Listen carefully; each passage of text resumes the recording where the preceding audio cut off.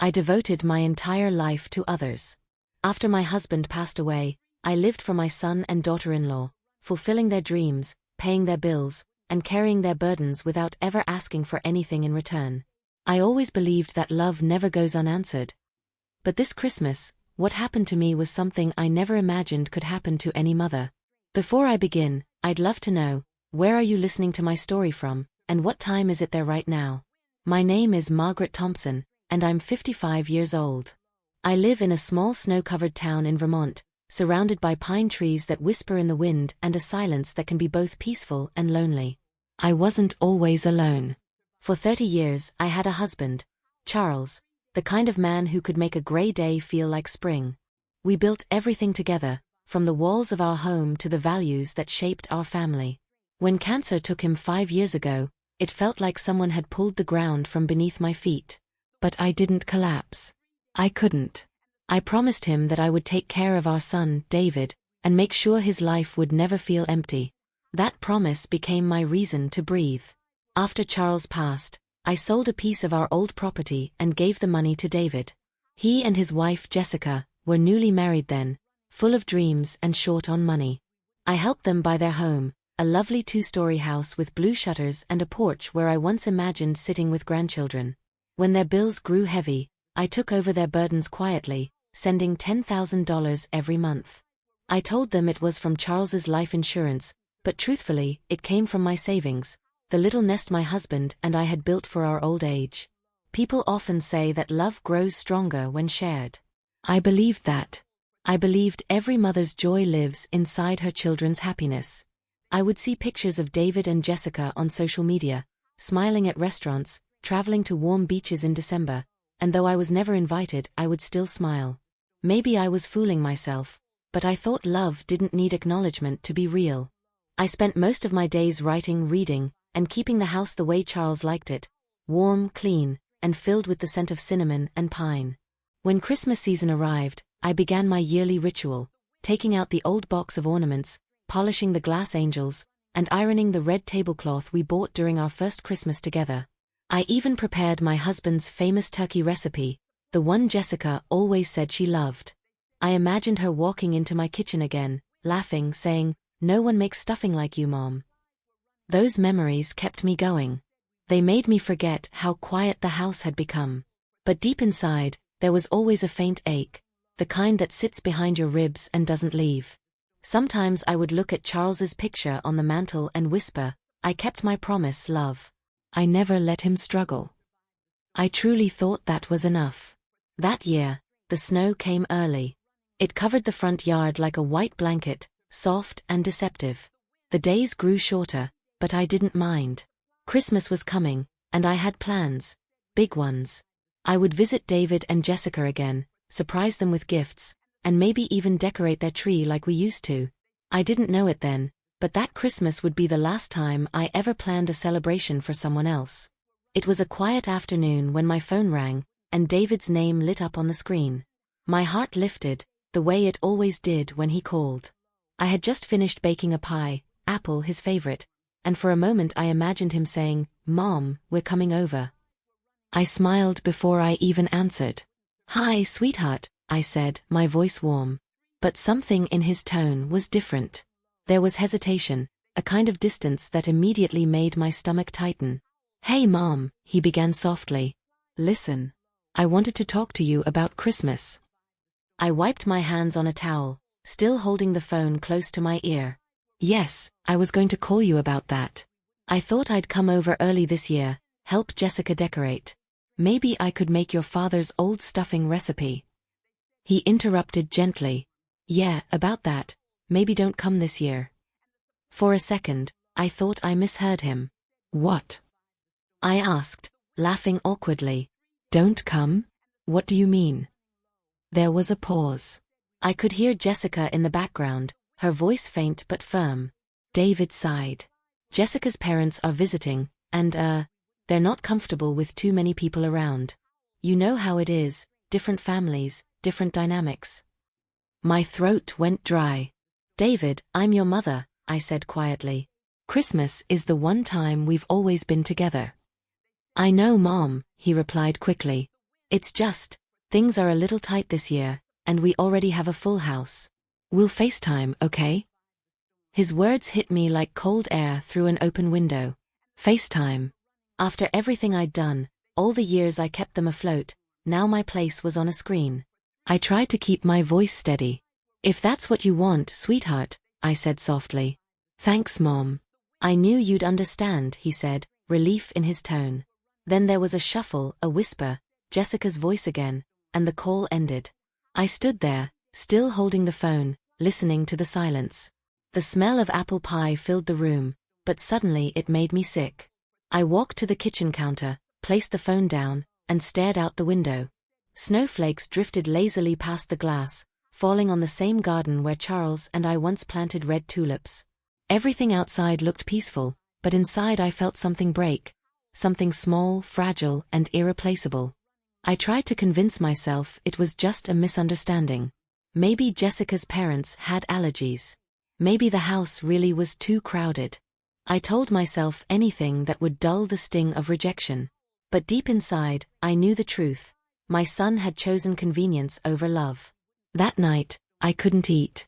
I sat by the fireplace, staring at the flickering flames, trying to hear Charles's voice in the crackle of the wood. He used to tell me, Maggie, family is a garden. If you stop tending to it, weeds grow. I smiled sadly. Maybe the weeds had already taken over. When the fire died out, I wrapped a blanket around my shoulders and whispered, Merry Christmas, Charles. My voice trembled. I think our boy has forgotten what it means. The next morning, I woke up to a pale gray light seeping through the curtains. My head ached from lack of sleep. I made a cup of coffee, though I barely tasted it, and tried to shake off the heaviness in my chest. Maybe I should call David again, I thought. Maybe I'd misunderstood him. He always loved Christmas with me. Maybe Jessica had just been in a bad mood. I convinced myself that one more call couldn't hurt. I picked up my phone and dialed his number. The call connected, and for a moment, I heard silence. Then Jessica's voice came through, clear, sharp, unaware I was still on the line. Oh God, she called again, Jessica sighed. I swear, David, your mother doesn't get it. She's so old-fashioned, her food, her decorations, even the way she talks. My parents would die of boredom spending an evening with her. David's voice followed, low and uneasy. Jess, she just wants to help. You know how she is. I know, Jessica said quickly, but I can't pretend forever. It's embarrassing. Every year she brings those old dishes, those sentimental gifts. It's like living in the past. This year, I just want things to feel normal. There was a pause. Then she laughed lightly, as if she hadn't just cut open something sacred. You'll thank me later. My hand froze around the phone. My breath caught in my throat. The words sank deep, slow, like cold water filling a sinking ship. I realized the line hadn't disconnected, she just didn't notice. I could have hung up, but I didn't. I stood there, listening to every word, until David said softly, Okay, fine. You're right. That was the moment something inside me finally went still. Not angry, not hurt, just still. I quietly ended the call and set the phone down on the counter. The room felt smaller than before. The walls, once warm and familiar, now felt like they were watching me, judging me for loving too much. I walked to the window. Snow was falling again, thick, slow flakes that blurred the edges of everything. Outside, my mailbox was half buried, and the world looked soft and silent, untouched. Inside, everything felt broken. For years, I had believed that love didn't need to be spoken, that it lived quietly in the background, in gestures and sacrifices. But that morning, I understood the cruel truth. Silence can also be mistaken for insignificance. I sat by the kitchen table, opened my old leather-bound diary, and wrote the words that came naturally. Love doesn't end. Respect does. The pen trembled in my hand. For the first time in years, I felt something new, not sorrow, not anger, but a quiet realization that maybe I had given too much to people who never truly saw me. The clock ticked softly behind me. I took a deep breath, folded my hands, and whispered to the empty room, I hear you now, Charles. I finally do.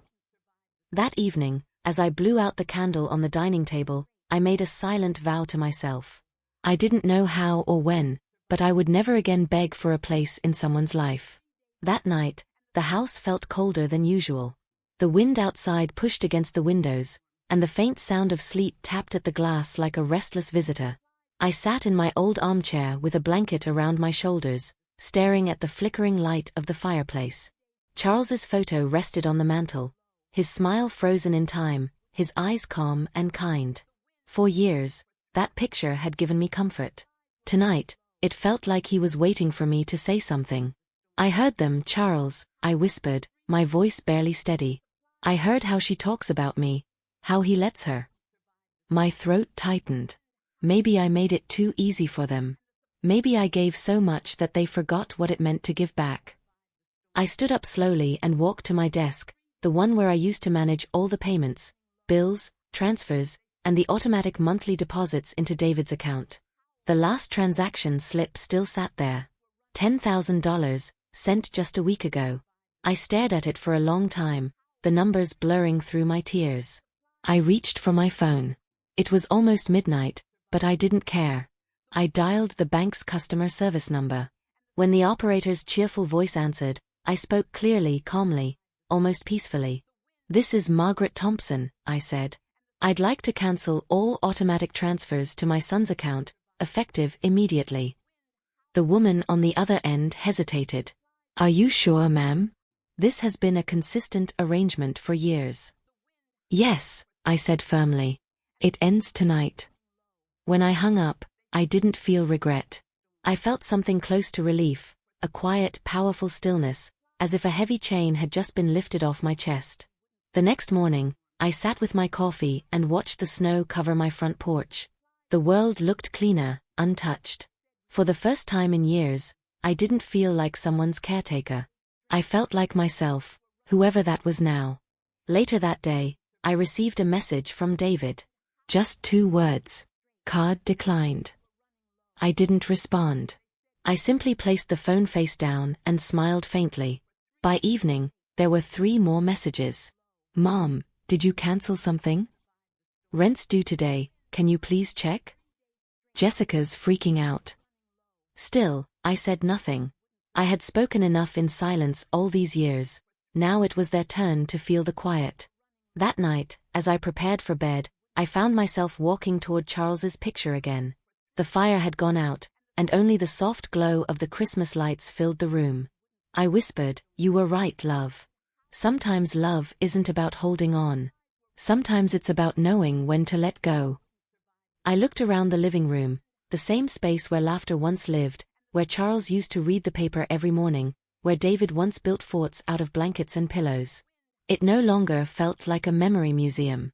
It felt like the beginning of something new.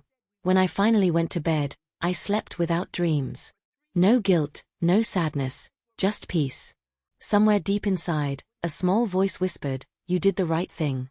The next morning, I woke up early and opened the curtains. The world outside was buried in snow, glistening under the pale sun. For the first time in a long time, I didn't feel like a mother waiting for a call. I felt like a woman reclaiming her silence.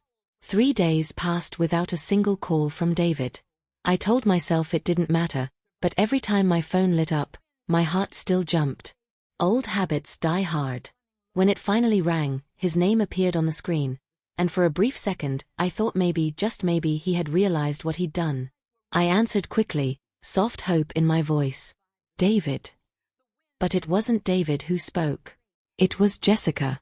Her voice was sweet, too sweet, like sugar covering poison. "Hi, Mom," she said brightly. "How are you?" I hesitated. It had been a long time since she'd called me Mom. "I'm fine, Jessica. How are you both?" "Oh, we're good," she chirped. "Listen, I actually wanted to ask for a favor. My parents are flying in tonight from Connecticut, and there's a bit of a snowstorm coming in. You're the closest to the airport, and you know how they hate driving in bad weather." I looked toward the window. Outside, the snow had already begun to fall, light but steady. "You want me to pick them up?" "If it's not too much trouble," she replied quickly. "It would mean a lot.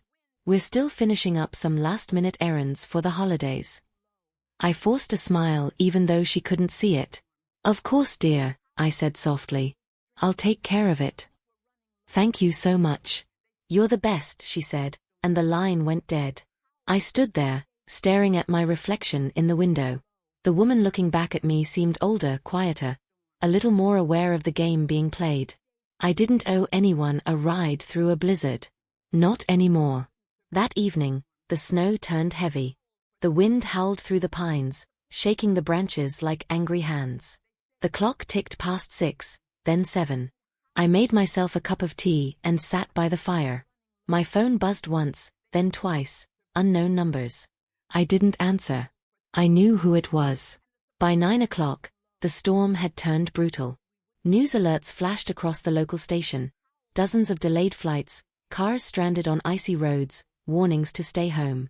I leaned back in my chair, watching the flames dance, and whispered to myself, "Let them wait. Just for once, let them wait."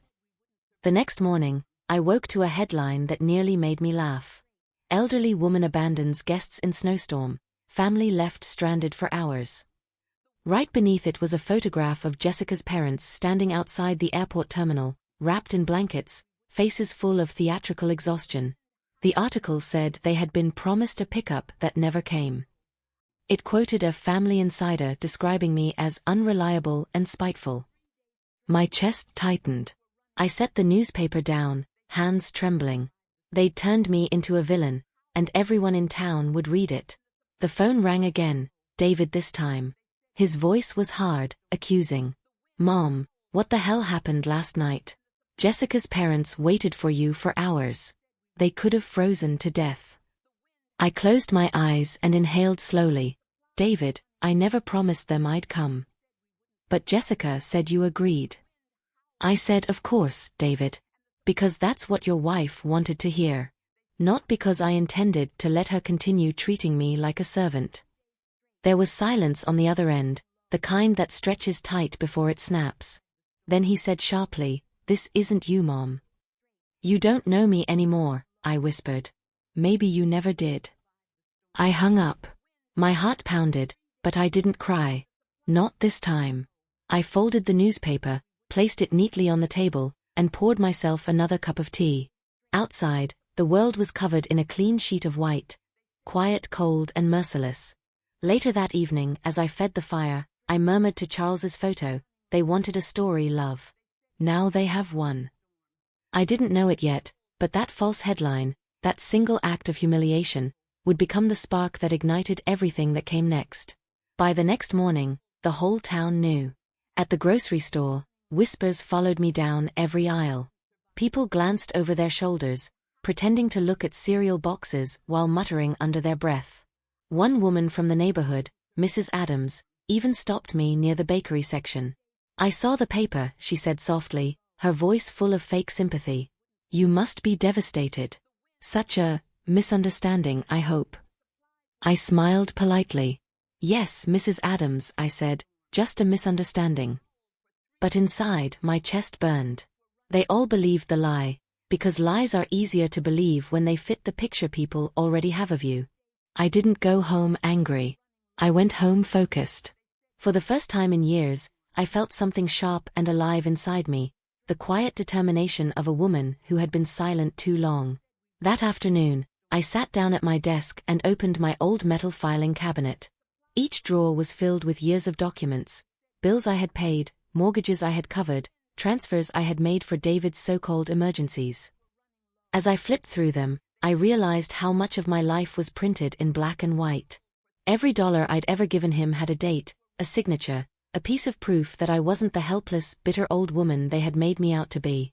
I spent hours sorting everything into folders. Mortgage payments, paid by Margaret Thompson. Bank transfers, direct deposits. Property receipts, title in David's name, payments from mother's account. Each document felt like a brick in a foundation I was rebuilding. Not for them, but for myself. When I finished, I called Mr. Green, my old family lawyer. His voice was the same calm baritone it had always been. "Margaret," he said warmly, "I haven't heard from you in years. What can I do for you?" "I need help clearing my name," I told him simply. "There's a lie spreading about me, and I intend to end it. Quietly, but completely. He listened carefully as I explained everything: the snowstorm, the newspaper article, the years of financial support, and the betrayal that came wrapped in politeness. When I finished, he was silent for a moment. Then he said, "You've been far too kind for far too long, Margaret. Bring me everything you have. We'll handle this the right way, legally, not emotionally." I felt something tighten in my throat, but this time it wasn't pain. It was strength. "Thank you, Mr. Green," I said. The next morning, I drove to his office through fresh snow. The sky was pale blue, the kind that almost looked hopeful. I carried a small box filled with folders. My proof, my life, my truth. As I handed it to him, I said, "They wanted to humiliate me. I'll give them the truth instead." He smiled faintly. "Good," he said. "Because truth has a way of waiting patiently until it's needed." For the next several days, Mr. Green worked quietly. He contacted the local newspaper, demanded their source, and started tracing the false statements. Meanwhile, I went about my days in silence.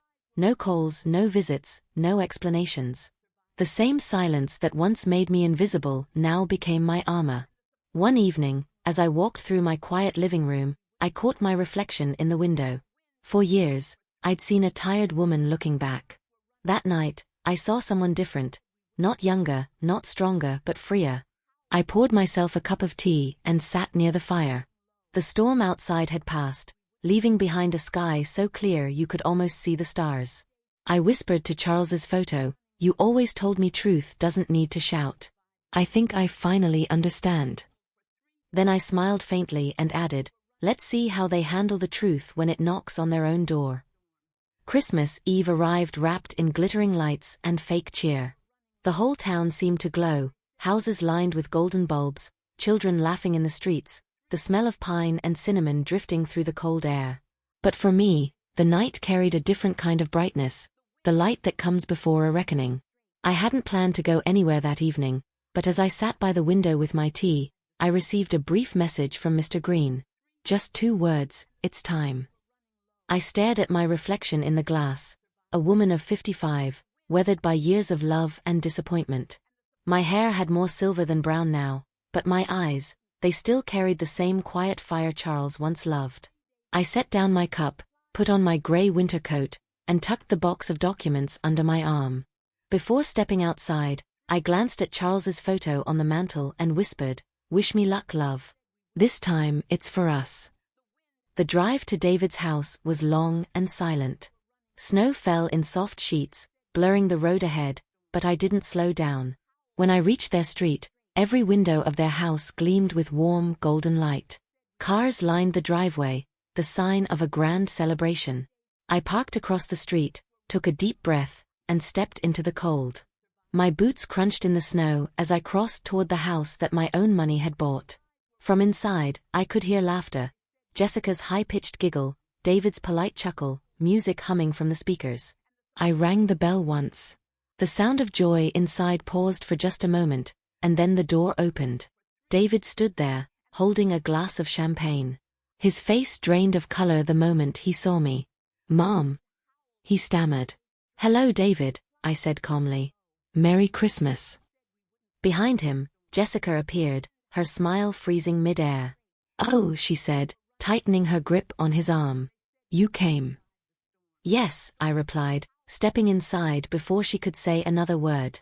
The warmth of the house hit me like a wave. Everywhere I looked, I saw pieces of myself. The couch I'd paid for, the chandelier I'd chosen, the kitchen appliances bought with my checks. My fingerprints were all over this house, and yet I was treated like a stranger. The guests turned to look at me, whispering softly. I could see confusion flickering through their faces, a mix of curiosity and discomfort.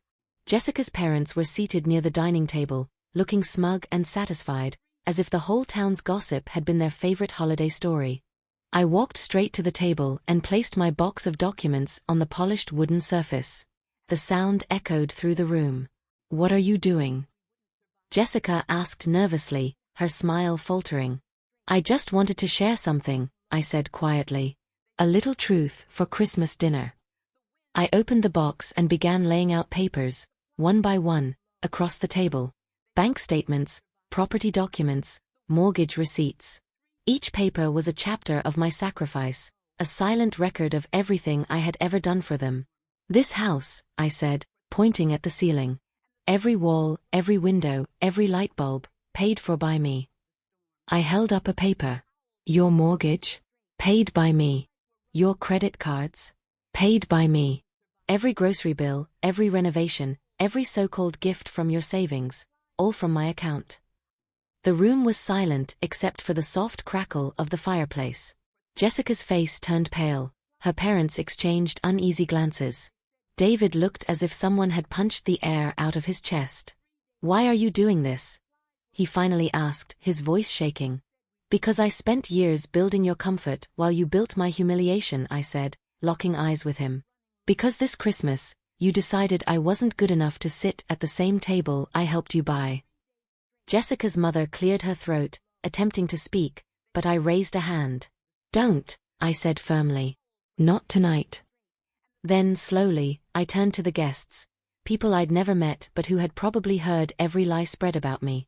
You've all read the story, haven't you? The cruel old woman who abandoned her in-laws in a snowstorm. A few of them looked away, embarrassed. Well, stay seated. You're about to hear what really happened. I reached into my coat pocket and pulled out a folded newspaper, the same one that had destroyed my reputation, and placed it beside the papers on the table. Here's your Christmas story, I said softly. And here's the truth that follows it. Every eye in the room was fixed on me. Even the music had stopped. For the first time in years, my voice didn't tremble. It carried weight, not from anger, but from finally being done with silence. I looked at David and said gently, you may not believe it yet, but this isn't revenge. It's revelation. And as the guests stared in stunned silence, I leaned back slightly and whispered, Merry Christmas. The silence in that room was almost physical, thick and heavy, pressing against the walls. I could hear nothing but the faint ticking of the clock above the fireplace and the distant sound of wind rattling the window panes. Jessica stood frozen, her lips parted but no words coming out. David just stared at me, his hand still clutching the champagne glass that trembled slightly in his fingers. Then the front door opened again, and the cold air from outside swept into the house. Every head turned. Mr. Green stepped in, brushing snow off his overcoat. He looked calm, dignified, the kind of man who didn't need to raise his voice to be heard. Evening, he said politely, glancing around the room. Sorry for the intrusion, but I believe this is an appropriate time. Jessica's face went white. Who are you? Mr. Green, I said before he could answer. My lawyer. He nodded and set his briefcase down on the table beside the documents I had laid out. We've been working on something, he began, opening the case and taking out a small USB drive. This won't take long. David blinked. Mom, what is this? Just truth, I said quietly. That's all. Mr. Green connected the drive to the smart TV mounted on the wall. The screen flickered to life, showing footage from the night of the storm. The night the newspaper claimed I had cruelly abandoned Jessica's parents. The video, pulled from a nearby traffic camera, showed my front yard covered in snow. The timestamp matched the exact hours they claimed I was at the airport. There she is, Mr. Green said, pointing to the figure on the porch. Me, wrapped in a shawl, watering the frozen plants, never leaving home. This footage, along with time-stamped utility data from her residence, confirms Mrs. Thompson never left her house that evening. Gasps echoed through the room. Jessica's parents shifted uncomfortably in their seats. Her father tried to speak. That doesn't prove. It proves everything, Mr. Green interrupted calmly. He pulled out a printed statement. And here we have the official report from the newspaper's editor.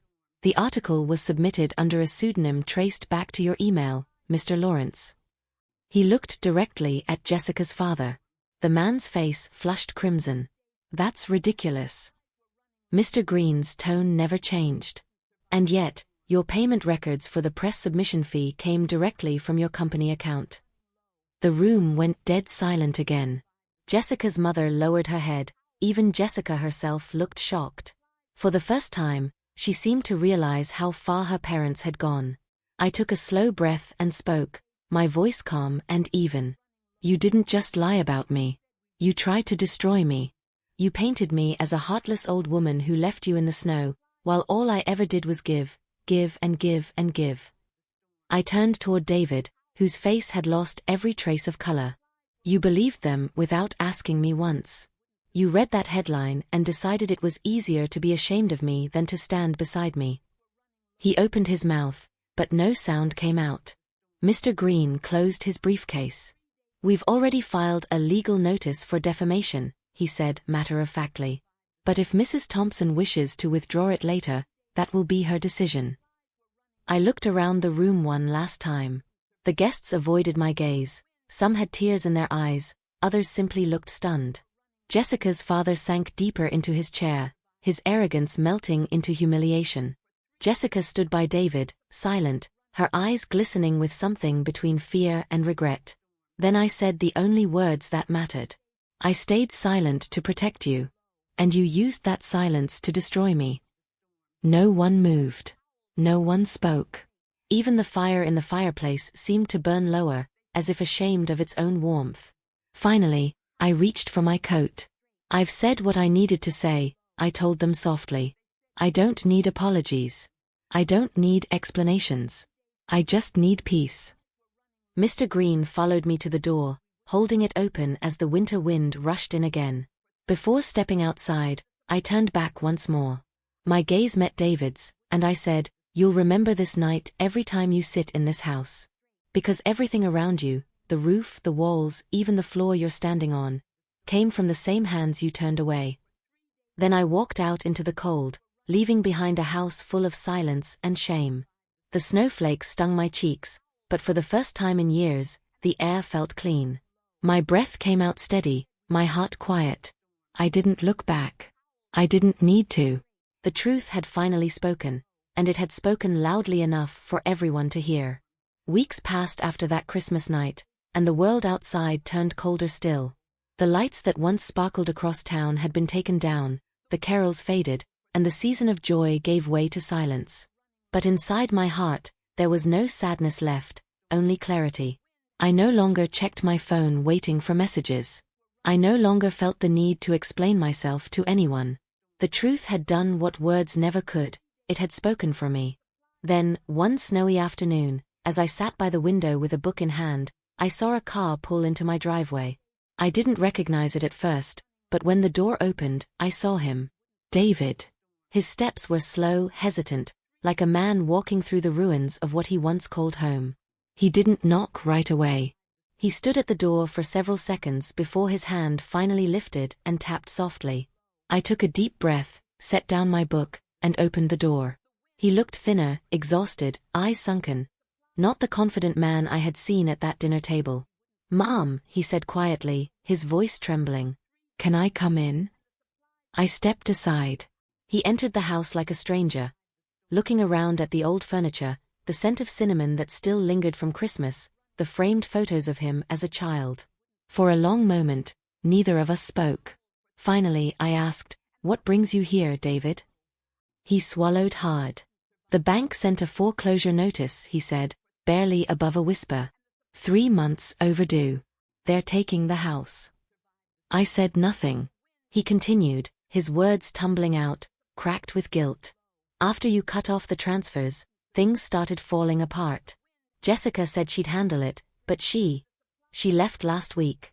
Took everything. She said she couldn't live with the embarrassment anymore." His voice broke. "I tried to fix things, Mom, I really did. But it's like everything I built was never mine to begin with." I looked at him quietly, studying his face. The same face that once smiled when I tucked him in at night, the same hands that once reached for mine as a child. "Everything you built wasn't yours, David," I said softly. "It was mine, built from love, from sacrifice, from your father's memory. And you treated it like it came from nowhere." He lowered his head, tears falling freely now. "I was wrong," he said, his voice shaking. "I believed them. I let Jessica and her parents turn me against you. I thought you'd always be there, no matter what I did. I was stupid. I wanted to feel anger. I wanted to tell him that apologies couldn't erase years of silence, of betrayal, of humiliation. But all I felt was exhaustion. The kind that comes after a long storm finally ends. "You're not stupid," I said after a long pause. "You're human.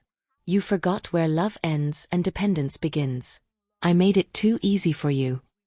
He looked up, his eyes red. "Can you forgive me, Mom?"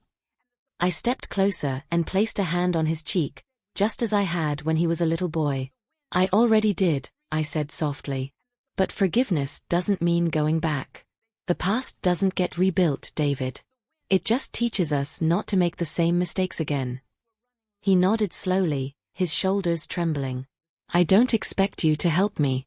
I just needed to tell you I'm sorry." "Then that's enough," I said quietly. "Take that apology and do something with it. Start over. Build something that's truly yours this time." He looked around the small living room one last time, the warmth, the calm, the quiet peace he'd traded away. "You've changed," he said, almost in awe.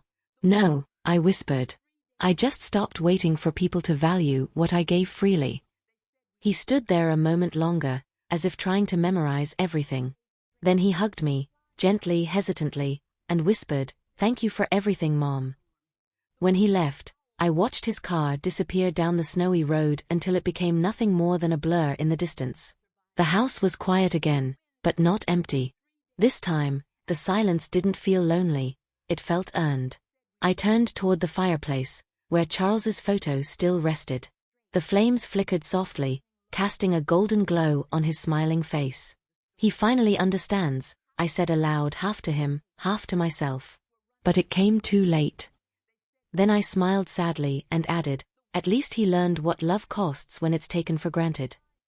Outside, snow began to fall again, gentle and forgiving, as if the world itself was trying to start over too. The days that followed were quieter than any I'd known in years, but not in the lonely way they used to be. The silence inside my house no longer felt like an absence. It felt like peace finally coming home after a long journey. The storm had passed, and what remained was calm. Winter in Vermont always lingers, but there's beauty in its persistence.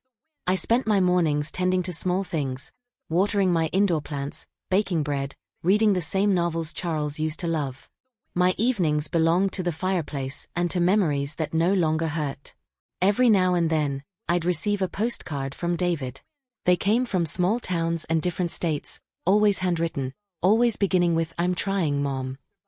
I never replied, but I always smiled when I read them. Trying was enough.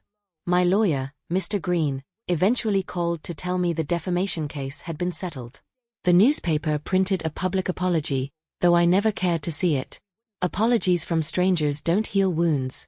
Truth does, and I already had that. In the months that followed, I sold my old house and moved into a smaller cottage on the edge of town, closer to the library. It was cozy, sunlit, and quiet, the kind of place where every sound feels like it belongs. I began volunteering there 3 days a week, helping children find books, recommending old stories that once shaped me. Some of the kids called me Grandma Maggie. The name made me laugh the first time I heard it, not because I missed being called Mom, but because it reminded me that life still had room for new beginnings. One afternoon, as I was shelving books, a young girl asked me, "Mrs. Thompson, why do you always smile when it snows?" I paused for a moment, looking out the tall library window where flakes drifted softly across the gray sky. "Because snow reminds me that even when the world feels cold," I said gently, "it's still beautiful if you know how to look at it." That night, Christmas Eve came again. 1 year since the day my world fell apart and began again. I cooked dinner for myself, nothing fancy, just roasted chicken and mashed potatoes, with a slice of pie cooling on the counter. I set the table for 2, out of habit. Across from me sat a framed photo of Charles, his familiar smile catching the soft glow of candlelight. I poured 2 glasses of wine, one for me, one for him, and whispered, "Merry Christmas, love. I did what you'd have wanted. I found my peace." Outside, snow blanketed the earth, erasing footprints, softening edges, making everything seem new. I sat there for a long time, watching it fall, the faint crackle of the fire filling the room. My heart felt light, not because everything was perfect, but because I finally understood that perfection was never the goal. Family, I realized, isn't defined by blood or duty. It's made of the people who choose to love you without conditions, those who don't need to be reminded of your worth. Some people lose that truth in pursuit of comfort, and some, like me, find it again in solitude. I raised my glass and looked at Charles's photo one last time. Real family, I whispered, isn't who shares your blood. It's who welcomes you into their life. As I spoke, the wind outside grew softer, carrying the faint sound of church bells from the town square.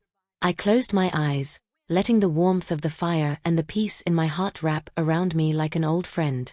The world outside was cold, but inside it was all warmth, the kind born from truth, forgiveness, and self-respect. And in that moment, I knew my story wasn't one of loss. It was one of rediscovery. Because sometimes, justice doesn't roar. Sometimes it whispers, in the quiet of a small home beneath the snow, where peace finally belongs. If my story touched your heart tonight, I'd love for you to stay with me a little longer. Please subscribe to my channel so you never miss the next story I share. Stories about truth, love, and the quiet strength that lives inside us all. And before you go, tell me one thing in the comments. If you were in my place that Christmas night, what would you have done?